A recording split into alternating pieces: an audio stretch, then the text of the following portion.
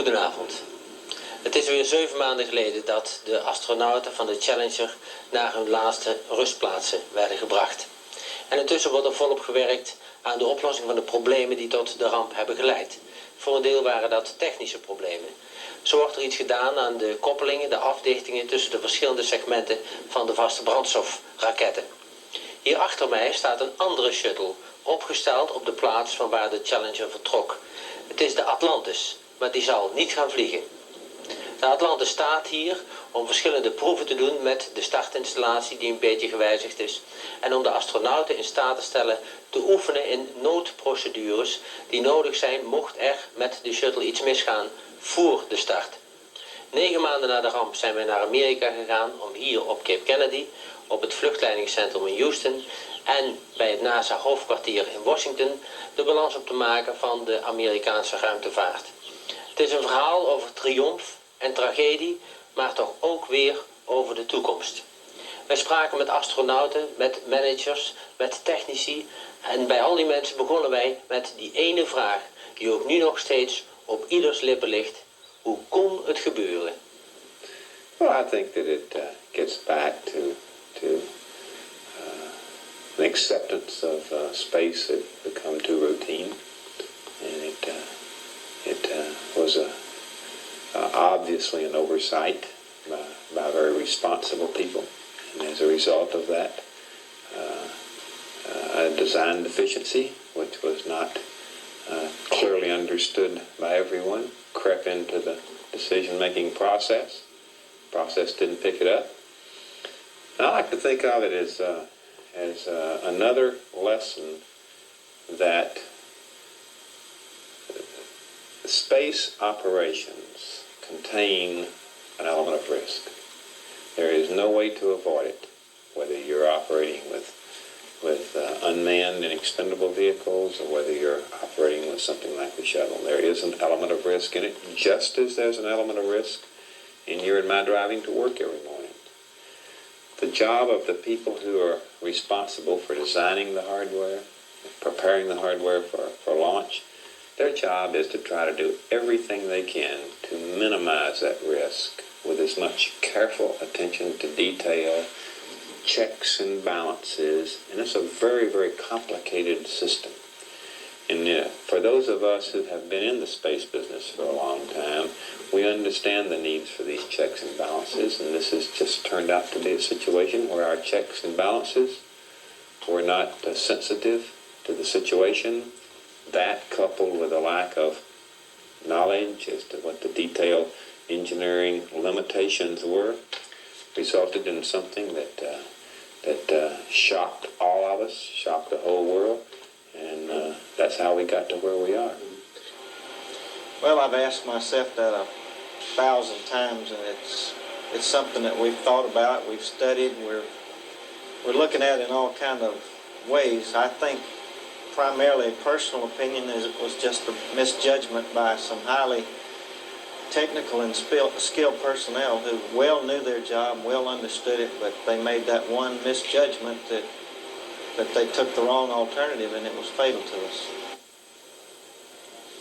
Well, that's easy. We're dealing with man-made hardware, and nobody ever made anything perfect, never will. So, anytime you're operating flying machines or any other kind of machine, sooner or later one's going to fail. They always do. Guaranteed. So the only question is, why did it happen then instead of earlier or later? And God only knows the answer to that one. But the fact that it did shouldn't surprise anybody. I think many of us in the program have asked ourselves the same question. I think that as we reflect back to it, I believe that each one of the organizations, each one of the setters, to the best of their ability, was still paying attention to what was going on, but somehow or other a very fatal flaw escaped us, and it escaped us not only for a few days, but apparently for many months. I know the people that were involved, and they're very competent, capable individuals. I believe that if I'd have to summarize it, it's a communications issue, a communications problem. Somewhere along the line, the interpretation of the data that we'd been seeing, that we have been seeing, and the communications of that information upward just never happened. Well, it was certainly very much a tragedy. I think John Glenn expressed it best when he said that we all knew that someday something like this would happen, but we were doing everything in our power to make the day far in the future. The system is extremely complicated. There are many, many parts and components that have to function properly. We do our best, or have done our best, to make sure that these systems will do as they're required to do. But no one is perfect. It's really people that make these machines, and people make mistakes. There's definitely a mistake was made in the design of that rocket, and it came home to roost. I don't know that there's a simple answer. My explanation, at least to myself, is that we got overconfident. We got overconfident because we had talked for years of routine access to space. And we had worked hard to make it as routine as possible. And I think we allowed ourselves to believe that it really had gotten routine. And it is not. Launch vehicles and doing things in space should never be considered to be routine. There's always a risk in space that one cannot avoid. De bemanning van de Challenger nam die dag inderdaad bewust een risico. Maar alleen een klein groepje technici kon weten dat dat risico onredelijk groot was. Een fout in de constructie van de vaste brandstofraketten en uiterst lage temperaturen die ochtend op de Cape leverden een fatale combinatie op. You were sitting here at the moment when it happened? Yes, launch director sits here, and then the other people here. Center director sits in the third seat over. And after launch, after liftoff from pad 39B, we just sit back, relax, and watch the ascent. And there's a lot of cheering, a lot of laughter. Just a real good feeling of success once the vehicle clears a pad. I guess on that day of the accident, about 45 degrees in the sky, we saw something different for the first time. It's something we could not believe that had happened. My first impression was that we'd had a situation that the orbiter would turn around and start back, and I kept looking for an orbiter to come out of the smoke, but then I realized technically my mind told me that you can't get off during first stage, so I knew that the crew, with all probability, was going to be killed. When you're going to launch, you must always have that feeling that something might go wrong, isn't it? Exactly. Our launch team has dedicated ourselves to the safety of the crew. We put the safety of the crew and the people that are on the pad during countdown is our prime concern. And we don't do anything remotely involved that would cause any concern for crew safety. We just don't do it, and that's always our prime concern. May I say that it was your responsibility mainly to go ahead with the launch, to proceed or not? Yeah, all the program managers sit somewhere either in that area over there or over on this side, and I get inputs from all the program management. I actually give the go-ahead to launch, but it's based on higher level decisions. Jess Moore, for instance, sat here and gave me the final go verbally before I gave the launch team the go-ahead to launch the vehicle. Talking about the information that you get, did you have any indication that something was not as it should be? Because there were some people apparently who were very concerned about the temperature problem. Myself nor any of the managers up here in the firing room, we knew that there was ice on the pad. We had worked that all night. We'd had several crews on the pad removing ice. We had looked at everything we knew that could be influenced by the temperature, and we didn't have any concerns at all. As a matter of fact, after we launched, I felt good that our calculations, the things we had considered, had not caused us any problems, and we knew absolutely nothing about the O-ring problem. It must have been terrible to see the thing go up and explode and not being able to do anything about it. That's true. I had two good friends, Mike Smith and Dick Scobie, were close friends. I'd worked with them for 5 to 10 years. And it's quite a bad day for us all. Een slechte dag was het ook voor de mannen van Mission Control in Houston, die de controle van de vlucht overnemen van het lanceerteam op Cape Kennedy zodra de shuttle boven de lanceertoren is gekomen. Vluchtleider Gene Kranz kijkt terug. The atmosphere was,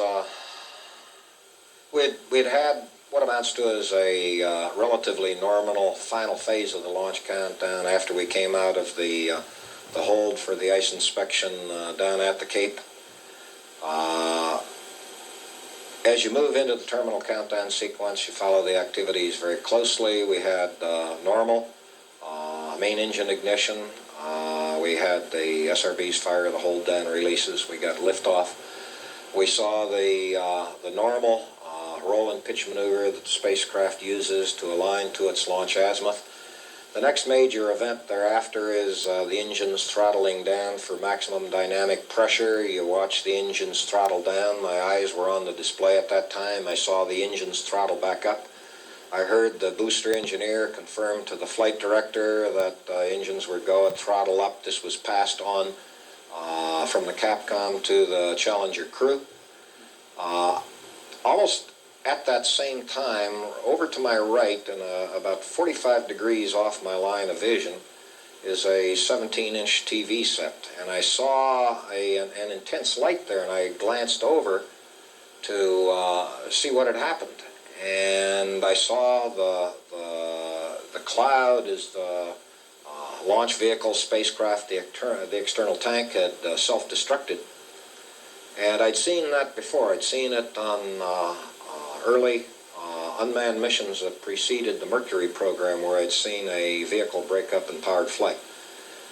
And I knew at that time that we had more than likely lost the Challenger crew, but I had hoped against all hopes that we would see the orbiter spacecraft emerge from the other side of the debris cloud. I think there were probably maybe a half dozen people in the control center. Everybody else, you got all the normal reports that we had had vehicle LOS. And then the one that came in that was very telling was the flight dynamics officer reported that range safety and the radars were tracking multiple objects. At that time, I think the rest of the controllers looked up and saw the debris cloud, the SRB plumes, and we knew we had had a serious accident. Direct na het ongeluk werd door president Reagan een onderzoekscommissie benoemd. In die commissie, onder voorzitterschap van oud-minister William Rogers, hadden onder meer zitting Neil Armstrong, de eerste man op de maan, astronaute Sally Ride en Nobelprijswinnaar Richard Feynman. Het rapport van de commissie Rogers werd precies 4 maanden later gepubliceerd. Een nauwkeurige analyse in het rapport, ondersteund door gedetailleerde foto's en technische tekeningen, leverde ronduit alarmerende conclusies op. Als directe oorzaak van de ramp werd aangegeven dat de rubberafdichtringen tussen 2 segmenten van de rechter opduwraket het bij de strenge vorst hadden laten afweten. Maar veel alarmerender was dat er jaren over de onvolkomenheid van het ontwerp was gepraat, maar dat er niets aan was gedaan, ondanks notities en brandbrieven van wanhopige ingenieurs aan hun superieuren binnen NASA en bij de fabriek van de vaste brandstofraketten. In het rapport staan veel van die brieven, waarvan sommige uit het begin van het shuttle-tijdperk dateren.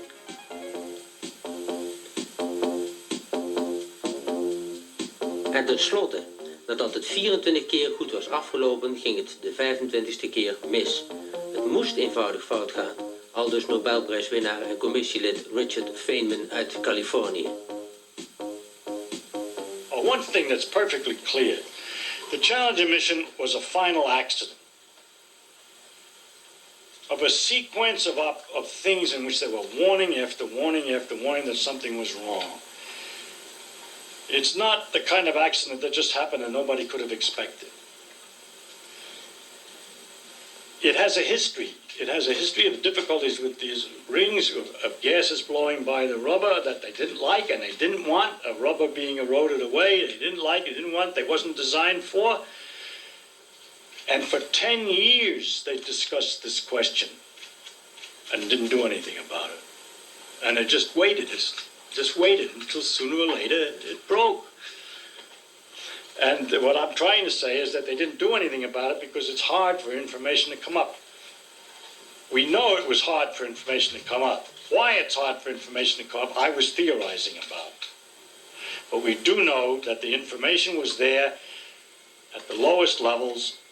Why the engineers are at the lowest levels, I have no idea. But the guys who know something about what the world is really like are at the lowest levels of these organizations.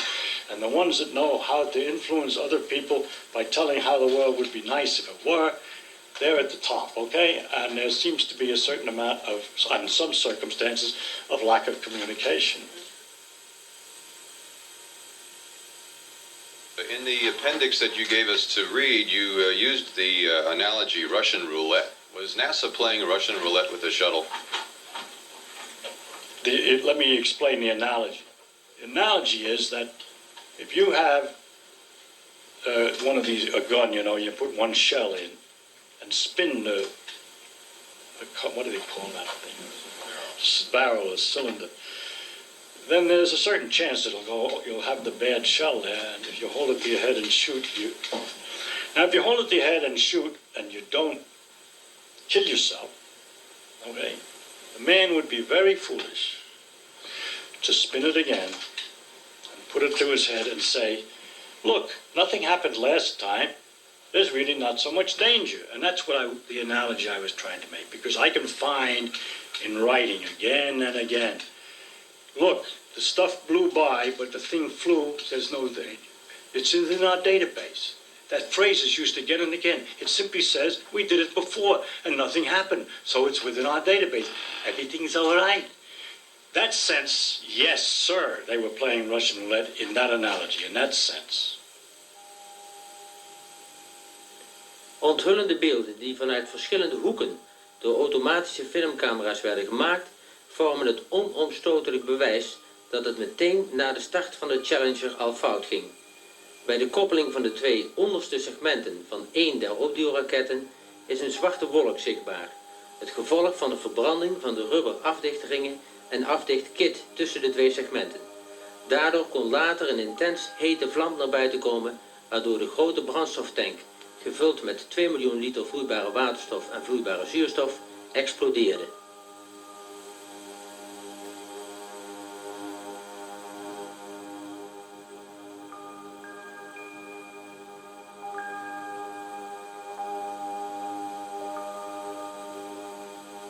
Vertraagde beelden van de lancering, 73 seconden na de start, laten zien hoe het vuur zich uitbreidde, hoe de explosie van de grote brandstoftank verliep en hoe de beide opduwraketten vervolgens op volle kracht, maar volslagen stuurloos verder vlogen. Om veiligheidsredenen werden ze vele seconden later langs radiografische weg opgeblazen.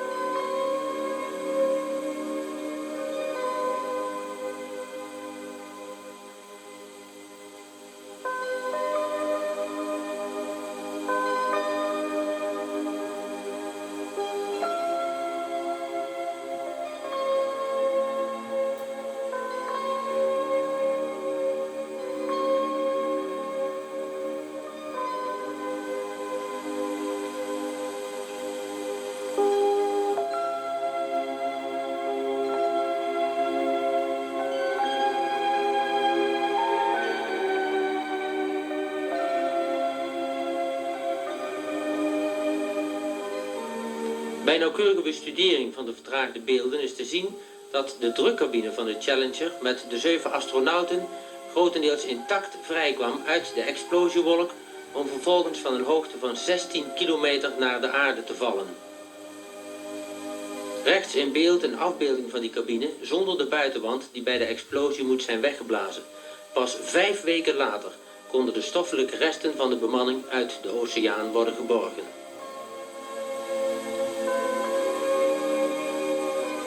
Uit het rapport werd duidelijk dat bij veel shuttlevluchten, waaronder die van onze landgenoot Wubbe Ockels, gassen waren ontsnapt via de afdichtingen tussen de 2 onderste segmenten van één der vaste brandstofraketten. Over de problemen met die koppelingen en hoe ze nu gewijzigd worden, vertelt Bob Seek op Cape Kennedy. Well, it started with an engineering judgment error that was made almost a decade ago when the solid rocket boosters were designed. At that point in time, the engineers that worked on this project came up with the concepts and tested it, thought that they had a fail-safe design in the solid rocket boosters, and it's essentially was a system, and imagine that this is a small quadrant of a segment which is over 12 feet in diameter. It's a round thing, in fact. They're round cylinders, they're steel casings, and this would be one segment, a piece of one of the solid rocket segments of maybe 1 degree of the 360 degrees, and this is the outside, and this would face the external tank. And these cylinders are aligned and mated, and this would be the bottom of the mating segment, much in this fashion. There are some tolerances allowed in here. The O-rings, which are rubber material, are also the same diameter of the total segment, and they are installed very carefully. There were 2 of them on the inside portion, and then the next upper segment, there's 3 of these on each solid rocket booster, 2 solid rocket boosters per shuttle, are mated, such as this, and then they're pinned, and there's 180 of these pins that go around the circumference. And then there was a test made to ensure that there was compression of these seals such that no gas could escape from this side, which is where the flame would come from, and make it through a path out to the external. And that's what our process was. This went through a number of tests, structural tests and firing tests, in the 1977, 78, 79 time frame, and based on all that information, we thought we had a good design. We found out, of course, because of the tolerances of the segments that we mated on 51L and the temperatures, which made these O-rings less compliant and therefore did not seal, that the situation we had when the solid rocket booster ignited, this rotated such as that. And the gases escaped by these rubber seals and out through this path. And when the gases escaped through there, they eroded the seals. And as we went through the ascent trajectory, more loads were placed on this, and it did something like this again, and it further eroded the seals to the point where we had a solid flame which cut away the casing, and that caused the rest of the chain reaction to the accident. Okay, now you did a new design in the meantime. We have a new design now, which essentially uses the same concept as the old, but it has what we call a capture feature, which keeps the rotation from occurring. And it looks like this.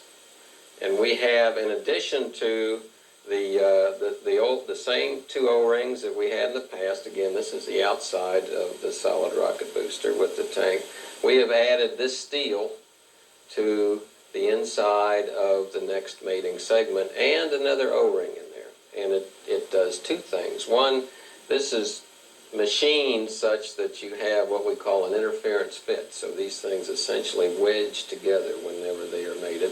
And we've added a real primary seal there to keep the gases from ever getting to the secondary seal. Should they get to the secondary seal, we still have those to trap any gases before they would start a flow path to the outside. Isn't it possible to cast a rocket like that in one piece? Certainly. It Why can be wasn't it done? cast in one piece. Well, the very simple reason. We had in this country a very large rocket motor complex for building rocket motors in the state of Utah. In fact, there was 2 of them that located there. And as a result of that, it would take railroad transportation to get those rockets to where we wanted to use them.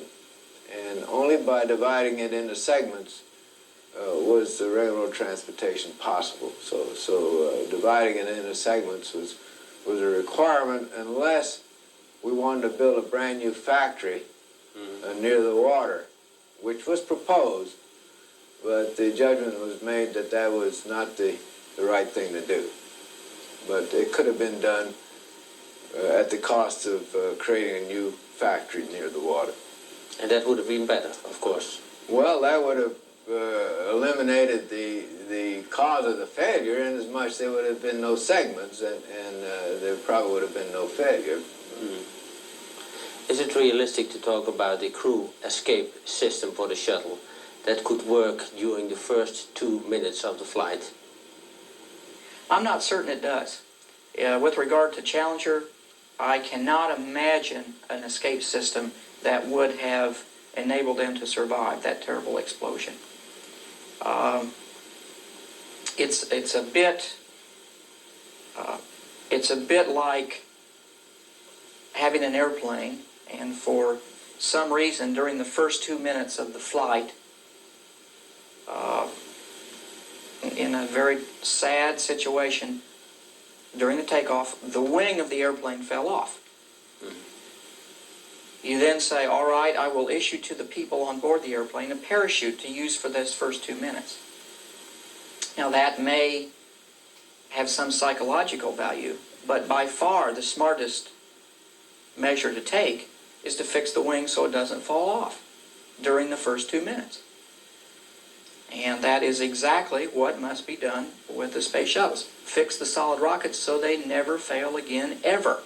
Then, having done that, we can look at, once again, on the assumption that we don't know everything there is to know about spaceflight. We should look again.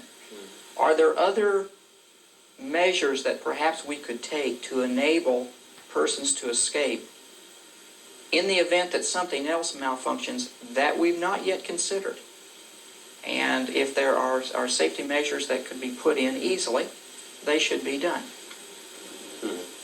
If you'd had to design the space shuttle system, how would you do it? Would you do it differently? Well, I participated in the design of the space shuttle. Of course, the shuttle is the product of a great number of minds, not all of them agreeing with each other, I'll have you know. So there are a number of compromises made. My thesis in design is always to go to the simplest possible. I believe through simplicity is where you get reliability, and you can hardly not get too much reliability in our business. Things are complicated, and there's all sorts of ways that things can go wrong. So by making things simpler, you make them more reliable. Sometimes they don't quite have the high performance that you like when they're simple like that. But by and large, I think they work better. So I would have tried to make it a little bit simpler. Minstens tot begin 1988 zal er geen shuttle meer naar de startplaats gaan om te worden gelanceerd. En terwijl er gewerkt wordt aan een verbeterde shuttle, hebben alle NASA-centra één en hetzelfde doel voor ogen. Get the shuttle back in the air safely. The basic design of the shuttle, I think, has demonstrated its magnificence. It is a very carefully designed, very capable, very versatile spaceship from which we can do many things, and will allow all of us to open up new horizons for the betterment of mankind, for the world. So I think that we understand the basic capabilities and have a very strong confidence in, of course, in the shuttle program. What we need to do now is to take those lessons that we learned from 51L, to apply those lessons so that we can do all that we can humanly do to minimize the chance of reoccurrence of tragedy. I can assure you of two things that will occur. One is that the workforce here at Kennedy will perform its missions in a routine way, not in a stressed environment. We're going to have the typical type of timelines necessary to be sure that no one is overstressed. And the other thing is that I will do everything in my power to encourage and motivate everyone to continue to look at every detail in a very disciplined way to make sure that we just do what we know how to do, which is prepare that hardware in a way that we understand where the risks are and have minimized them. There is of course a question right now about whether NASA still has a leadership in space, or probably hasn't a leadership in space right now, but is going to get it again. What do you think about that? I believe that there's roles for virtually every country in the world in space. I believe that space is an important ground for political, economic, and as well as, I would say, the exploratory type purposes. Research. Research, I think, is excellent. Space manufacturing. I think there's room in space for everybody to get in there. And I believe many countries in selected areas exercise leadership in space. It is my belief that with the shuttle, even though we've had the problem, and in the development of the reusable spacecraft, I think we have the leadership in that particular type of technology, which I think is essential to low-cost economic access to space. And as time goes on, I'd say the question about the economic aspects have been discussed extensively, but we're just in the very beginning of using a reusable spacecraft. I think the work that we've done, I think, has guaranteed us leadership in space in this area. When, Mr. Kranz, will you be in a position to direct manned U.S. space flights again from this room? I believe that we'll be into the space again with the shuttle in early 1988. I believe that the design, the assessment activities are moving along quite well. I think the program has regained a good portion of its momentum.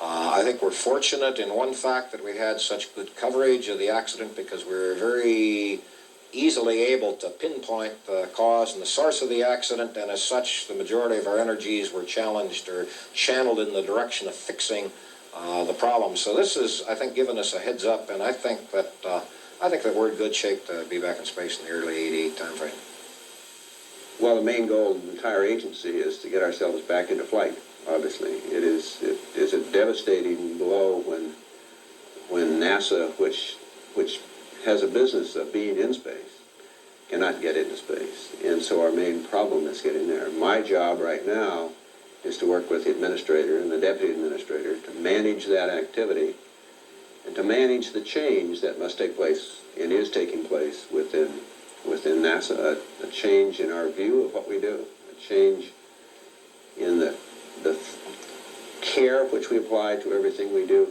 but at the same time rebuilding the confidence that we had before so that we can continue this great adventure that the space program is. In what sense are you changing right now to ensure that something like 51L will not happen? We have made some rather fundamental changes in the management structure of both the space shuttle and of the space station, because we have looked at the space station and said we must be careful that we don't get overconfident there. So we're treating those two programs from a management sense in much the same way. We're rebuilding the lines of authority. We're making new rules about what one does when there are decisions to be made in which there are divergent points of view, and it's necessary to resolve those points of view into a single decision. We are moving greater responsibility here at Washington, because this is the nerve center of the entire agency. And we are at Washington tying together the efforts of the various centers and laboratories that work on our programs so that there is a single thrust that we are making. We're also changing some people, bringing more project management experience into the top levels of the organization. We're bringing some astronauts into to management because they have a different point of view on some of the things that we are doing. They are, of course, most personally involved in the shuttle program, and we want to get that point of view felt and heard strongly. We created a new office, senior office in the agency of a very experienced man in quality, and he is now directing the agency's quality program, both quality and safety, as a matter of fact. Those are examples of what we're doing. There are lots of other bits and pieces that we are doing, but I think most important in all this is that NASA is changing its point of view about what we are doing. We are looking more at greater detail, I believe, throughout the agency at what we're doing. Perhaps returning in some sense to the things that we did in the Apollo program.